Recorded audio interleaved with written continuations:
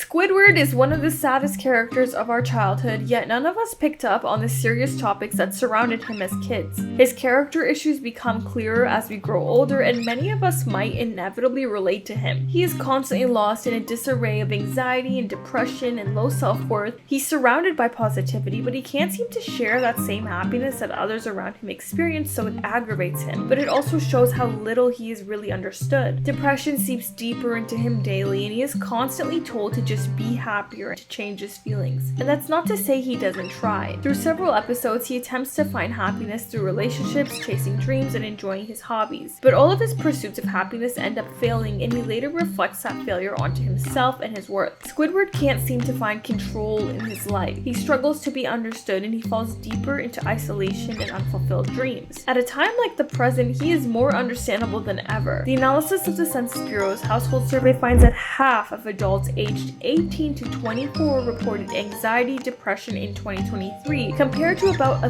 third of adults overall. Squidward reminds me of our generation's meme, the doomer, a meme created to describe people who feel extremely pessimistic and fatalistic about the world's problems, which are out of our control. Connecting this collective feeling, one of the most relatable parts of Squidward is how his misery was written solely for comedic purposes. And as the younger generations fall into a world of anxiety and hopelessness, it almost feels like we're being ridiculed and laughed at by the world, and the effortlessly rich generations above us who all own million-dollar real estate and tell us that we can too if we stop drinking Starbucks. Young people more than ever will relate to this silly sentiment about a depressed squid who is in a battle with himself, perpetually chasing his dream home and his dream career, and constantly finding himself even more lost and more hopeless. We never thought that we would be in this position. By doing everything right and not feeling like we can self-actualize because of the greed and problems that surround us. Squidward's tragic character was written far before the economic, climate, and social crises that are occurring today, but there is still a message to be understood, written entirely about one's own self-journey. Even when he's surrounded by the things he loves, we find that he cannot escape that emptiness from within. Squidward's story, as tragic as it may seem, is serving as a reflection of very human and common worries and concerns. It is a part of our very essence to worry and to survive. Focusing on threats is a natural human experience that convinces us we're alone and isolated when we're not. The threats that we face feel overwhelming and completely uncontrollable. Sure, other generations did not experience the exact same problems that we are experiencing, and we're not living the issues that they dealt with either. However, the level of information is at an overload. They may have had a pandemic, but had no idea until they were already deep in. There could have been serious fires near them, and they wouldn't know because they'd see it on the news the next day. It's good to be knowledgeable and aware, but not to the point where we're anxious and afraid. The information we spend hours consuming will exasperate every issue we face, reinforcing a feeling that our world is about to crash on us, and the constant sense of doom and existential dread is a feeling we cannot escape. Still, this doesn't change the fact that things are getting out of control economically, ecologically, and so forth. However, this feeling of doom is reflected into a written character that has existed for decades. It's crucial to acknowledge that the challenges we face today, whether they be anxiety, depression, or feelings of hopelessness, are not isolated experiences. The idea that so many of us can relate to a character that represents the deepest depths of existential dread and hopelessness represents how many of us are collectively experiencing the same feelings, and how many of us have experienced this feeling in the past, and that despite how isolated we may feel, we are not alone. Not by a long shot. Funny enough, this character is not the typical archetype of resilience and adaptability. He's not exactly waking up and fighting crime, but his perpetual pursuit of happiness, despite the odds stacked against him, shows resilience to self-fulfill, despite it not being pursued in the best ways. Stoic philosophy teaches us to focus on what we can control. It can teach us the value of cultivating inner resilience when focusing on our own actions.